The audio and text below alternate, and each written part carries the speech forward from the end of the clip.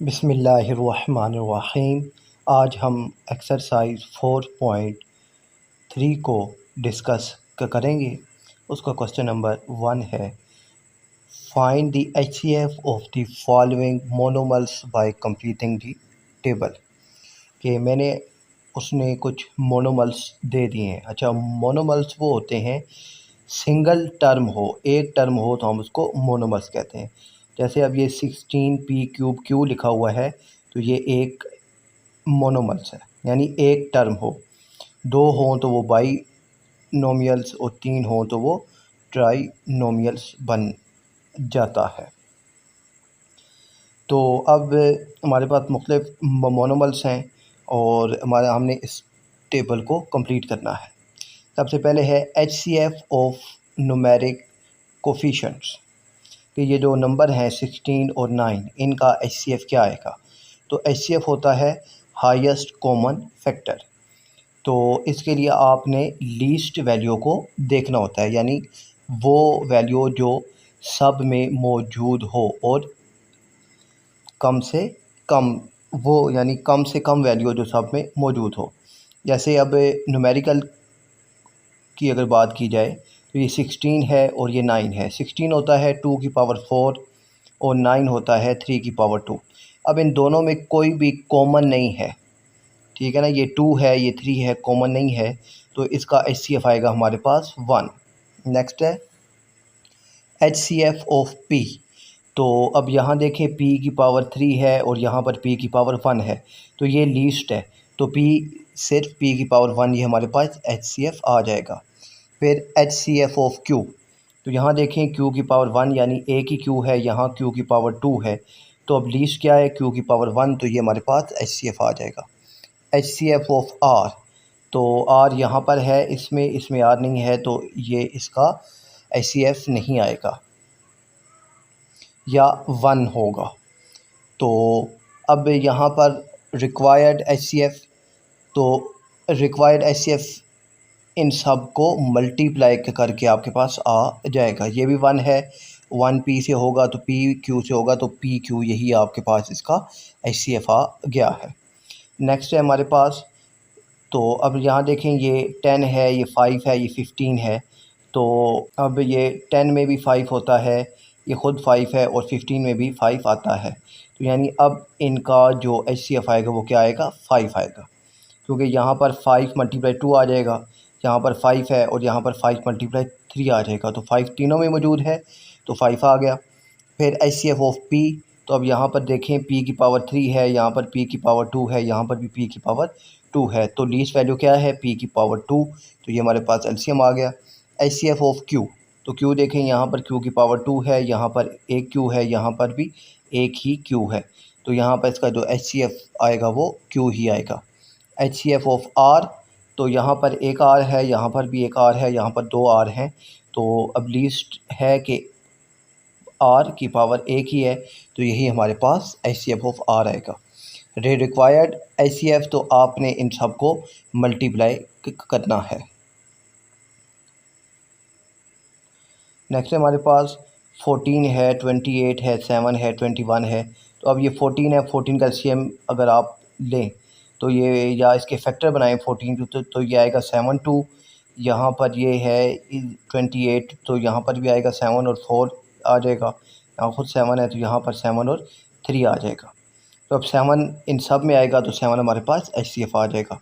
HCF of P। यहाँ पर P की पावर 4 है, यहाँ पर P की पावर 3, यहाँ पर P की पावर 2 और यहाँ पर भी P की पावर 2 है, तो P की पावर 2 ये हमारे पास HCF आएगा। फिर HCF ऑफ Q देखना है, तो यहाँ Q की पावर 1 है, यहाँ भी Q की पावर 1, यहाँ भी Q की पावर 1, यहाँ पर Q की पावर 2 है।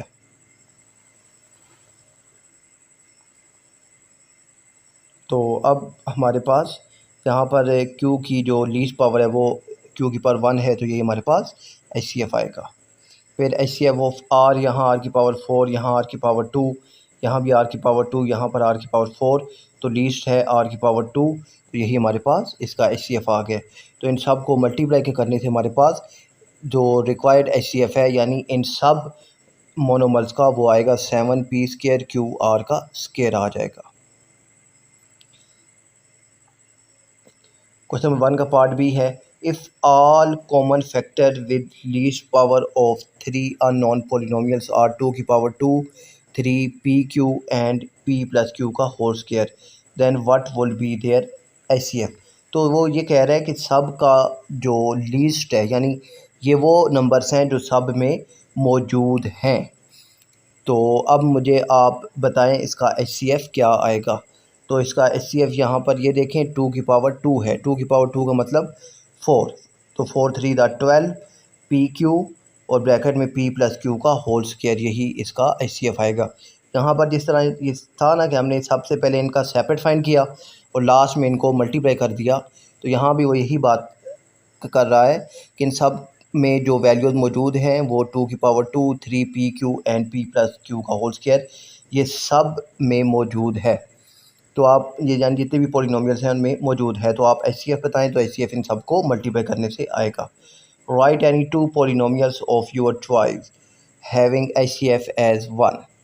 तो आप अगर इसको देखें ए प्लस बी का होल स्क्वायर, ये ए प्लस बी आ जाएगा। ए माइनस बी का होल स्क्वायर, तो ये ए माइनस बी आ जाएगा।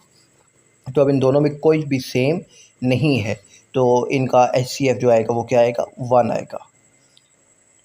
डी पार्ट है, the only common factors of 2 polynomial is m minus n, के 2 पॉलिनोमियल्स हैं उनका जो हमारे पास कॉमन फैक्टर है वो है m minus n, and the only uncommon factor is m square plus n square. और ये m square plus n square ये अनकॉमन फैक्टर है, यानी दोनों में मौजूद नहीं है बल्कि एक में मौजूद है। Can you guess the unknown polynomial. तो यहाँ पर आप देखें कि m माइनस n और एक वैल्यू हमारे पास बनेगी m माइनस n, यानी एक पॉलिनोमियल, और दूसरा m माइनस n और m square plus n square. ये दो वो पॉलिनोमियल्स हैं कि जिनका एचसीएफ हमारे पास m माइनस n है, क्योंकि ये तो है अनकॉमन फैक्टर है, तो ये कॉमन फैक्टर है। तो यही बात उसने हमसे यहाँ पर की है कि common factor m minus n है और अनकॉमन फैक्टर ये है। तो आप मुझे पॉलिनोमियल बताएं। तो पॉलिनोमियल हमारे पास ये वाला होगा। पार्टी है, can you guess HCF of 2 polynomial x cube plus 5x plus 1 and 1 plus 5x plus x cube without any procedure. यहाँ अगर आप गौर से देखें तो दोनों वैल्यूज सेम हैं, तो जब दोनों वैल्यूज सेम हो तो उनका एचसीएफ भी वही होता है, यानी यहाँ पर इसका एचसीएफ आएगा x cube plus 5x plus 1 आ जाएगा। क्वेश्चन नंबर अब 2 है कि find the HCF of the following by factorisation. तो मेरे पास ये x प्लस वाई का होल स्क्वायर है, एक्स स्क्वायर माइनस वाई का होल स्क्वायर है। तो x प्लस वाई का होल स्क्वायर है तो इसको मैं 2 दफ़ा लिखूँगा, x प्लस वाई, और x square minus y square ये फार्मूला है, एक दफ़ा प्लस में लिखते हैं, एक दफ़ा माइनस में लिखते हैं। तो अब ये x प्लस वाई दोनों में मौजूद है, तो यही हमारे पास इसका एचसीएफ होगा। नंबर 3 है, a माइनस बी का whole cube A square minus 2ab plus B square है। तो a माइनस बी का होल स्क्वायर का मतलब है a माइनस बी, कि आप इसको 3 दफ़ा लिख सकते हैं। फिर a square minus 2ab plus B square, ये बेसिकली हमारे पास फार्मूला होता है a माइनस बी का होल स्क्वायर। तो a माइनस बी का होल स्क्वायर का मतलब क्या है, a माइनस बी और a माइनस बी। तो अब आप ये देखें a माइनस बी और a माइनस बी 2 दफ़ा मौजूद है, तो ये एचसीएफ 2 दफ़ा आ जाएगा। और आप अगर इसको इकट्ठा लिखना चाहें तो a माइनस बी का होल स्क्वायर भी लिख सकते हैं। क्वेश्चन नंबर 4 है, a cube b minus a b cube a की power 5 b square minus a square b 5। तो a cube b minus a b cube है, तो यहाँ से आप a b अगर कॉमन लें तो अंदर बचता है a square minus b square. तो a square minus b square का मतलब है एक दफ़ा प्लस में लिखें, एक दफ़ा माइनस में लिखें। फिर a की power 5 b square minus a का स्क्वायर बी की पावर 5, तो यहाँ से कॉमन आ गया हमारे पास a स्क्वायर बी स्क्वायर, तो अंदर हमारे पास बचा a cube minus b cube. तो a cube minus b cube का हमारे पास फार्मूला होता है a minus b, a square plus B square minus a b. तो अब आप यहाँ पर देखें ये a माइनस बी दोनों में मौजूद है, क्योंकि यहाँ a स्क्वायर बी स्क्वायर है, तो हम इसको भी सेपरेट करके लिख सकते हैं a b dot a b. तो ए बी आ गया, दूसरा a माइनस बी और a माइनस बी मौजूद है, तो यही हमारे पास इसका एचसीएफ आएगा। क्वेश्चन नंबर 5 है, x square minus 49 x square minus 4x minus 21। X square minus 49 का मतलब है एक्स स्क्र माइनस 7 का स्क्र। तो आप इसे एक दफ़ा प्लस में लिखें, एक दफ़ा माइनस में लिखें। फिर x square minus 4x minus 21। तो आप इसके भाई अब ये हमारे पास क्वाड्रेटिक इक्वेशन आ गई है। तो आप इसके फैक्टर लें। फैक्टर वही जो लास्ट वीडियो में मैंने आपको समझाया था कि आपने कैलकुलेटर में प्रेस करना है mod 53। फिर आपके पास आपने वैल्यू लिखनी है ए की वैल्यू, यानी ये एक्स स्क्वायर वाली वैल्यू ए की होगी 1। फिर बी की वैल्यू आएगी ये एक्स वाली -4 और सी की वैल्यू आएगी -21। आपने इक्वल प्रेस करना है तो आपके पास आएंगे दो फैक्टर +7 और -3। तो उन दोनों के साइन चेंज करने हैं, -7 हो जाएगा और +3 हो जाएगा। तो आपने इन दोनों से कॉमन लेना है। तो इन दोनों से कॉमन आ रहा है 7, वो एक्स कॉमन आ रहा है तो अंदर बच गया x -7। इन दोनों से कॉमन आ रहा है 3 तो अंदर बच गया x -7। तो अब एक दफ़ा ब्रैकेट वाला लिखते हैं x -7 और दफ़ा ब्रैकेट के बाहर वाला x +3। तो अब दोनों में मौजूद है x -7 और यही हमारे पास इसका HCF है। क्वेश्चन नंबर 6 है 12x² + x -1 15x² + 8x + 1। अब 12x² + x -1 का आप वही फैक्टर लें के कैलकुलेटर से। तो ये आपके पास बनेगा 12x² + 4x - 3x - 1। इन दो से कॉमन लें तो इन दो से कॉमन आ रहा है 4x तो अंदर बचा हमारे पास 3x + 1। इन दो से कॉमन आ रहा है -1 तो अंदर बचेगा 3x + 1। अब ये प्लस क्यों हो गया है? क्योंकि यहाँ माइनस है और ये बाहर भी माइनस है तो माइनस माइनस मिलकर प्लस हो गए। तो एक दफ़ा ब्रैकेट वाला लिखें 3x + 1, एक दफ़ा ब्रैकेट के बाहर वाला 4x - 1। दूसरी हमारे पास क्वाड्रेटिक इक्वेशन है 15x² + 8x + 1। तो इसके भी आपने कैलकुलेटर में फैक्टर लेने हैं। तो आपके पास ये आएगा 15x² + 5x + 3x + 1। इन दो से कॉमन आ रहा है 5x तो अंदर बचा 3x + 1। इन दो से कॉमन आ रहा है +1 तो अंदर बचा 3x + 1। एक दफ़ा ब्रैकेट वाला 3x + 1 और जो ब्रैकेट के बाहर वाला 5x + 1। तो आप अब ये 3x + 1 ये आपके पास इसका HCF आ जाएगा। क्वेश्चन नंबर 7 है c² x² - d² acx² - bcx + adx - bd। तो अब ये c² x² - d²। तो ये c² x² ये दोनों के ऊपर स्क्वायर है तो मैंने इनको ए की ब्रैकेट में लिख दिया। अब इसको एक दफ़ा प्लस में लिख दिया, एक दफ़ा माइनस में लिख दिया। फिर acx² - bcx + adx - bd। तो इन दो से कॉमन लें और इन दो से कॉमन लें। इन दो से कॉमन आ रहा है cx और अंदर बचा ax - b। इन दो से कॉमन आ रहा है d दोनों में मौजूद है, d कॉमन आ गया तो अंदर बचा ax - b। दोनों ब्रैकेट सेम है, एक दफ़ा ब्रैकेट को लिख लें और एक दफ़ा ब्रैकेट के बाहर वाला लिख लें। तो ax - b ब्रैकेट वाला और cx + d ये ब्रैकेट के बाहर वाला। अब दोनों में मौजूद है cx + d तो यही आपके पास इसका HCF है।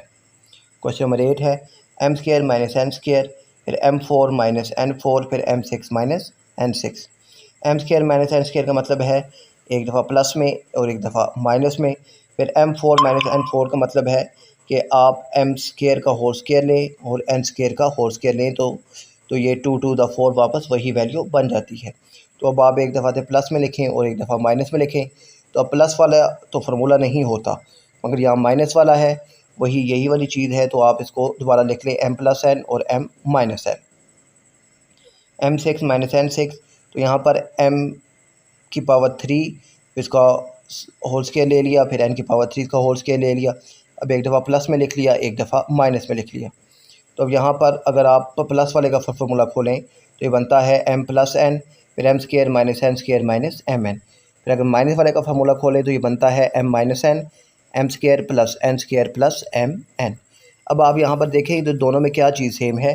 तो m + n और m - n ये तीनों में मौजूद है तो यही हमारे पास इसका HCF आ जाएगा। क्वेश्चन नंबर 9 है ax² + 2a² x + a³ 2ax² - 4a² x - 6a का क्यूब ये रह गया था जिसको ऊपर लिख लिया है और 3ax + a² का होल स्क्वायर आ गया। तो सबसे पहले हमारे पास ax² + 2a² x + a³। तो आप इनमें से कॉमन ले लें a तो अंदर बचता है x² + 2ax + a²। तो ये ए ऐसे ही। तो अब ये जो है अंदर, ये हमारे पास बेसिकली फार्मूला ओपन हो गया है, तो हम इसको क्लोज़ कर लेंगे एक्स प्लस ए का होल स्क्वायर वाला। फिर यहाँ पर है 2a x square minus 4a square x minus 6a cube. यहाँ से कॉमन आता है 2a कॉमन लें तो अंदर बचता है x square minus 2a x minus 3a का स्क्वायर। तो अब आप ये x square minus 3ax plus 1ax minus 3a का स्क्वायर, यानी अब आपने यहाँ पर इसके फैक्टर ले लिए वही कैलकुलेटर से, क्योंकि यहाँ पर भी क्वाड्रेटिक इक्वेशन है।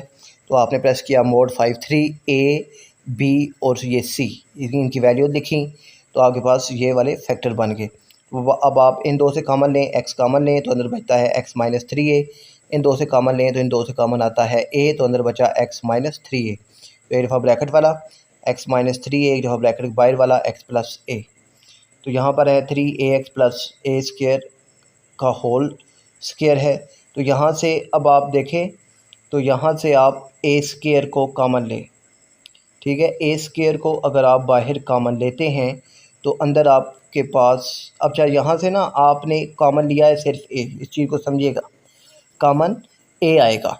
मगर अब देखिए ये होल स्क्वायर है, तो जब a कॉमन लिया अंदर तो a इस ब्रैकेट के बाहर आएगा, तो a का स्क्वायर बाहर आएगा, ठीक है। ये यहाँ पर कंफ्यूज नहीं होना। यहाँ पर देखें ये होल स्क्वायर है, तो a कॉमन लिया, जब वो a, तो a जब इस स्क्वायर से बाहर आएगा तो a स्क्वायर बाहर आ गया, तो अंदर बचा आपके पास x प्लस a का होल स्क्वायर। तो अब आप यहाँ पर देखें ये a है, x प्लस a भी मौजूद है, और यहाँ पर भी ये a है और x प्लस a मौजूद है। तो a x प्लस a यही आपके पास का HCF आ गया है। उम्मीद है कि ये एक्सरसाइज आपको समझ आ गई होगी। अल्लाह हाफ़िज़।